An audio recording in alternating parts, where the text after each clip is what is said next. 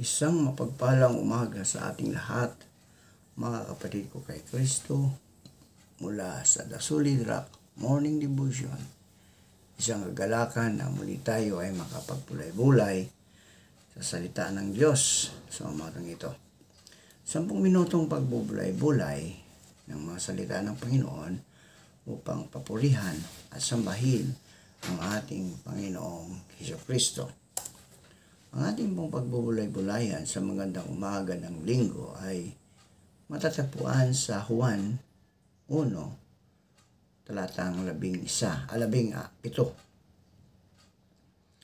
Ibinigay na ang kautusan sa pamagitan ni Moises, ngunit tumating ang kagandahang loob at katotohanan sa pamagitan ni Hesukristo. Ang biyaya ay isang paksang laging tinatalakay sa Biblia at subdulang nahayag sa bagong tipan sa pagdating ni Hesukristo. Ang pamagat ng ating pinagbubulay-bulayan sa magandang umaga ay ano ang biyaya ng Diyos. Ang orihinal na salita Griego mula sa bagong tipan ay isinalin sa salitang Tagalog na biyaya ay charis, na nangahulugang pabor, pagpapala o kagandahang loob. Maaari nating ipagkaloob ang biyaya sa iba, ngunit kung ginagamit ang salitang biyaya sa koneksyon nito sa Diyos, may taglay itong makapangyarihan, kahulugan. Ang biyaya ay ang desisyon ng Diyos na pagpalain tayo sa halip na sumpain na siyang nararapat sa atin dahil sa ating mga kasalanan. Ito ay ang kanyang kagandahang loob sa mga hindi karapat-dapat. Tayo po ay manalangin. Ama naming Diyos na mapagmahal, Ikaw ay napako sa krus dahil sa aming mga sala. Salamat, Panginoon, sa walang katapusang pag-ibig na inialay mo sa amin. Aming itataas sa iyo ang aming mga kapatid sa pananampalataya na nangangailangan ng kagalingan dahil sa mga karamdaman. Naway abutin mo sila at ibalik mo ang kanilang mga lakas na nawala dahil sa karamdaman. At pagalingin mo sila. Aming inilalapit ang aming mga kapatid naghahanap buhay sa lansangan na sila ingatan mo at proteksyonan sa mga masasama.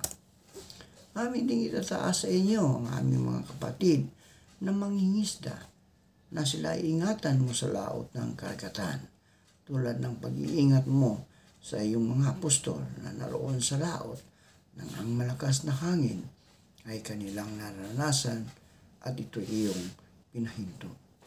Amin ding itinataas ang aming mga kapatid na mga magsasaka na sila ay ingatan mo sa iyong kanilang pagsaka upang ang bawat tao ay magkaroon ng pagkain sa kanilang mga hapag. Amin ding inilalapit sa iyo, Panginoon, ang aming mga kapatid na naghahanap ng trabaho, lokal man o abroad. Naway makasumpong sila ng gandang trabaho sa tulong ng iyong banal na Espiritu upang sila ay magkaroon ng hanap buhay. Salamat, Panginoon, sa mga katugunan sa aming mga panalangin.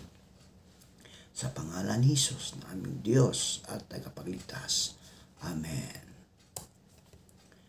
Sinasabi sa Efeso, Kapitulo 2, talatang 8 hanggang 9, sapagkat sa biyaya kayo'y nangaligtas sa pamagitan ng pananampalataya, at ito hindi sa inyong sarili. Ito'y kaloob ng Diyos.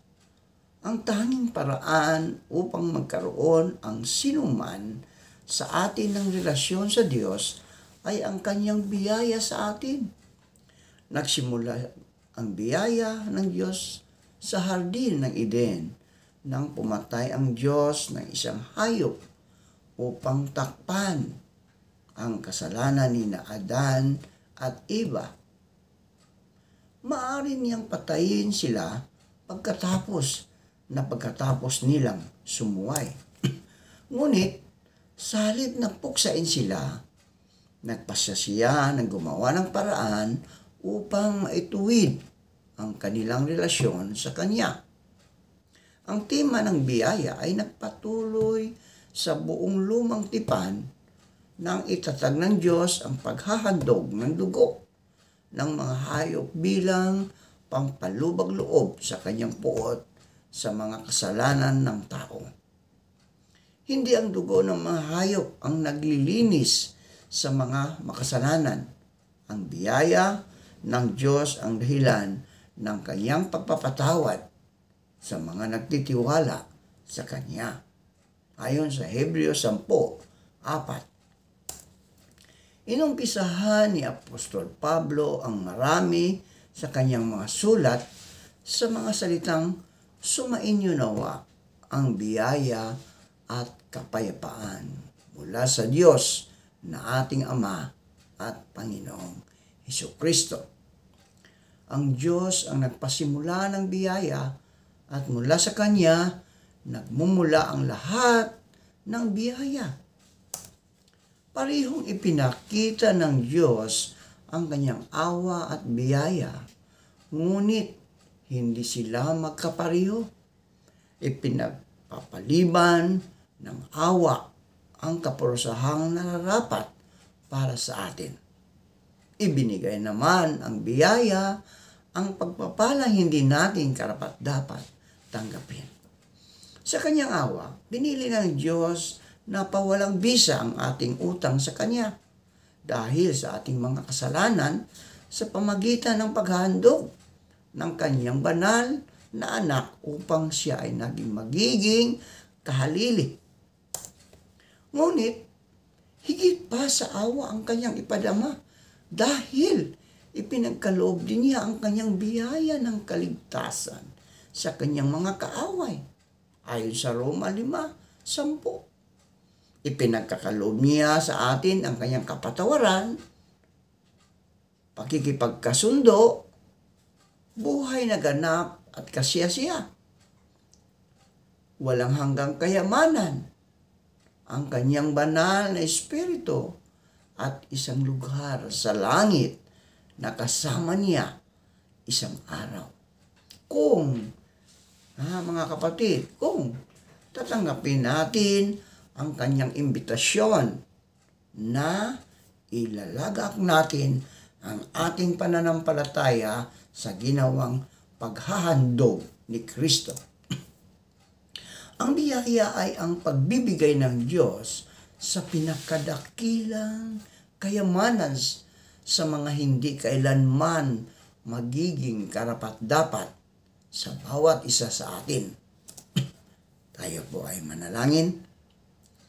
Salamat, Panginoon, sa magandang umaga na iyong ipinagkaloob sa amin. Salamat, Panginoon, sa muli mong pagising sa amin at sa muli mong pagbibigay ng buhay at lakas upang kami, O Diyos, ay patuloy na tumatanggap ng biyaya na ipinagkaloob mo sa amin.